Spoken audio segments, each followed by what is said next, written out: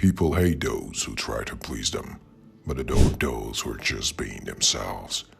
There are those guys who attract girls just by their presence. They've been like that since childhood, since adolescence. For that reason, women love them, just like that. He goes and they admire him with their eyes and they crave sex with such a guy without commitment. And there are guys who'll go out of their way to get no attention.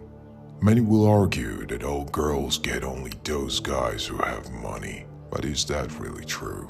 Answer to this question first. Who has more power? The hard-working person who reaches the top of society, or the self-sufficient security guy who attracts romantic attention regardless of income? There is no correct answer. It's a paradox.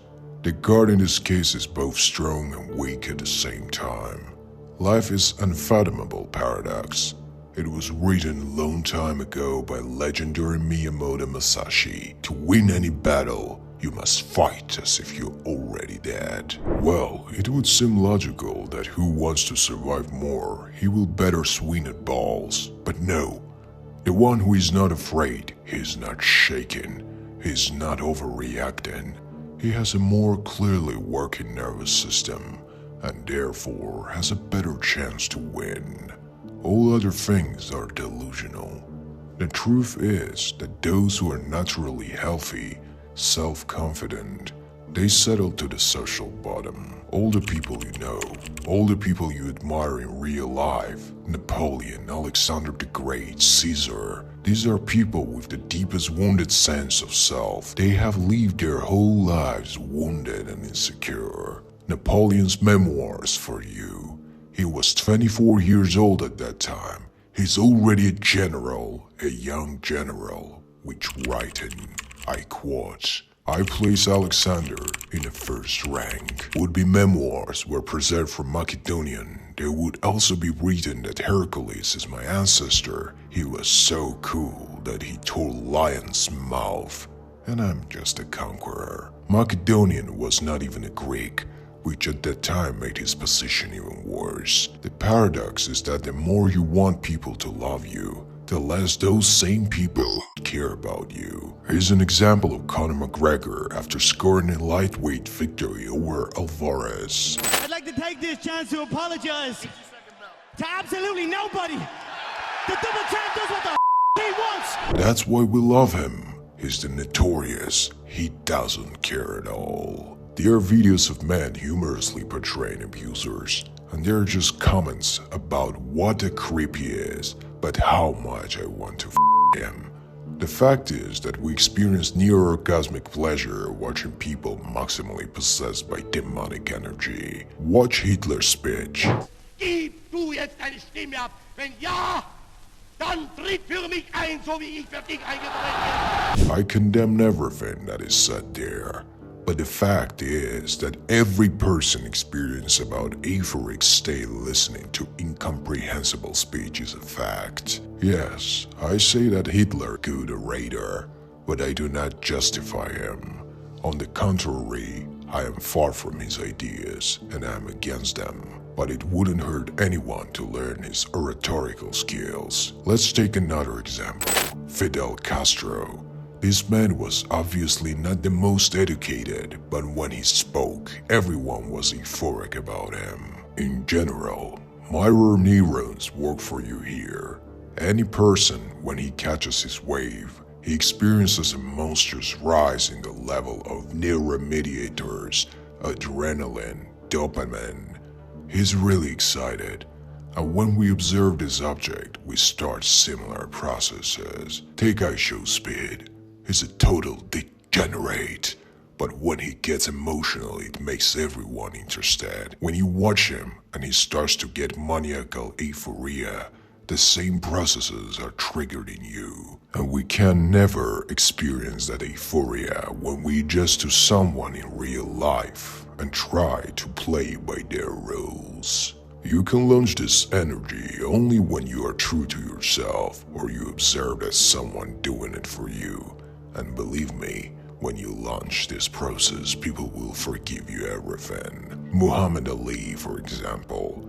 how much he did all sorts of things for his time, supposedly unacceptable. But people just adore him for just this "I don't give a shit" statement, and the fact that he remained true to himself in any situation made his character top-notch. That's the way life works. It's not something M came up with. I didn't make up these rules of the game. I understand what an honest viewer is feeling right now. How come? It's not fair. Why is it like this? I've experienced and gone through it all too. That's life, friends. And how do you find that demonic energy? Now comes the moment of hard truth. Who says everyone has it? Not everyone is born with that kind of a gift. You have to sit down and forge it yourself at the most of the times. Has a boxing legend even done this? Of course he did, and a huge number of celebrities do the same. But not every person becomes famous because this way is very difficult and requires certain hidden knowledge as well. Here, let's get back to our show Speed. How many people there will like this who sat around and played? We're both prettier and smarter and better players. But who has the world fame now? And the secret is just that energy. Where they get it from is a completely different and secret information that you, my viewers, do not need to know at this stage of exploring masculinity. Because then your idea of the world will collapse overnight. But there are those who are born with enough energy, the natural energy, but they have two enemies: brainwashing from movies and society, which kills even that type of energy. I'll take Robert Fischer as an example. He was a genius chess player, absolutely unique. He said, "I'm not a chess genius, I'm a genius who plays chess." Yes, and he was a cancer to the Federation of Chess, so that everything would be as he wanted. He was doing such a thing there. His biography is unreal. If he had been brainwashed by Hollywood or society, he would have stopped being Robert Fischer. Do you understand what I mean? When we talk about energy, we have to realize that we have to push back from the deepest, the most naive, most unfiltered inner forces. When we start thinking about what to be, how to do, what to do, we are engaging in self-castration. Think about Elon Musk, for example. He went through some absolutely impenetrable wall to do space launches. Yes, he was humiliated and devalued by the people he prayed for in this field. He was laughed at. If he had actually sat down to think rationally, he would have said, "How can a private person do rocket launches? Only the strong countries does it." And then he would have started thinking, "How can you land a rocket back? Why this?" Thus killing his energy, and thus there would not be the Musk we know. Let's take an example from him and screw all the thinking patterns imposed on us and question everything that someone tries to implement on us. That's why they do it in school. I don't need to explain that school is brainwashing to destroy your energy. It's a factory to deactivate it. Social energy.